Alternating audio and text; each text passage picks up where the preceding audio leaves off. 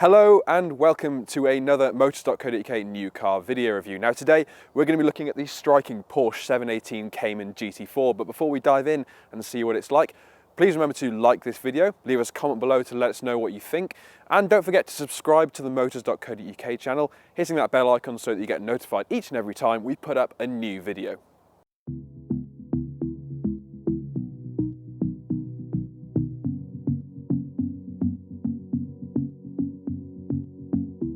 The Cayman holds a special place in the current Porsche lineup.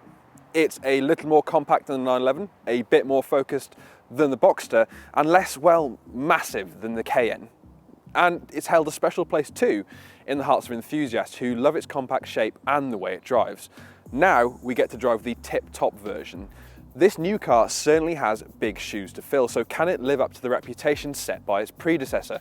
Let's get behind the wheel and find out. The 718 Cayman GT4, with its huge wing, wide air intakes and big flared arches, is a car which is hard to miss. Certainly in this striking yellow paint, it's one of the more head-turning Porsches around. Is it a little too much? Perhaps, but then Porsche GT cars are meant to be a little over the top, so you couldn't blame the GT4 for a touch of flamboyance. The interior of the Cayman GT4 isn't actually all that dissimilar from that of the regular Cayman, and that's no bad thing, but it does get some extra touches such as an Alcantara steering wheel, Alcantara lower down in the interior too, and a stitched leather dash. There are some unique touches as well, such as the yellow stripe at 12 o'clock, the yellow seat belts as well, and the yellow door pulls. It feels lightened, but it doesn't feel like it's been stripped bare of everything that you require on a longer journey.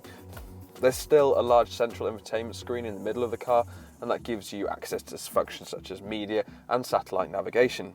But all of the controls don't distract you from the main point of the car, which is driving, so that's why all of the major controls are within easy reach of the driver. Given the type of car that the GT4 is, boot space is at a premium. However, there are two usable load areas at both the front and rear of the car, which should be more than enough for a few soft weekend bags. The 718 Cayman GT4 uses a 4-litre naturally aspirated flat-six engine. It's got 414 brake horsepower and 420 newtons of torque, all driven to the rear wheels through a 6-speed manual gearbox.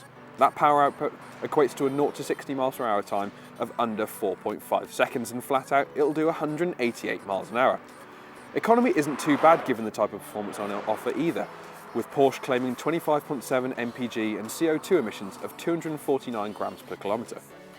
One of the main barriers facing this new 718 Cayman GT4 was simply just how good the old Cayman GT4 was.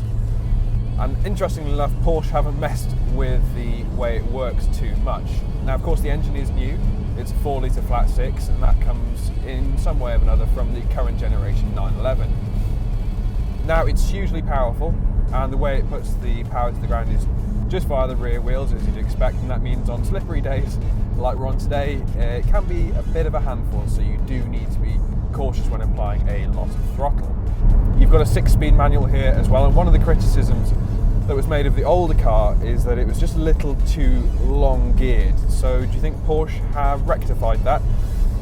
No, not really. Second and third are both really long, so it means you don't feel the need to use the gearbox all that much, which is a shame because it's beautifully weighted and it's a delight to use. So yeah, slightly missed a trick on that one. However, there's a great sense of theatre with the overall car.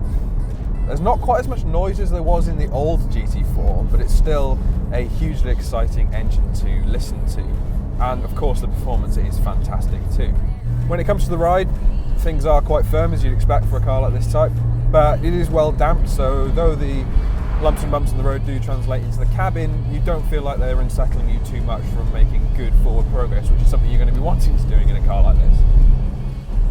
Road noise, again quite high, you've got quite large wheels on this car, but for a car like this, you're probably not going to be too tired after travelling on longer journeys.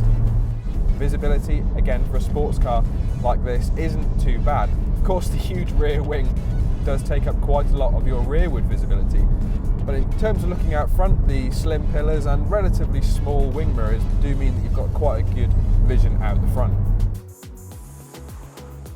The Porsche 718 Cayman GT4 is arguably one of the best variations of the Cayman that we've seen. It may not be quite as exciting to live with as the old GT4, but it counters by being easier to live with than ever before, and that broadens its appeal outright.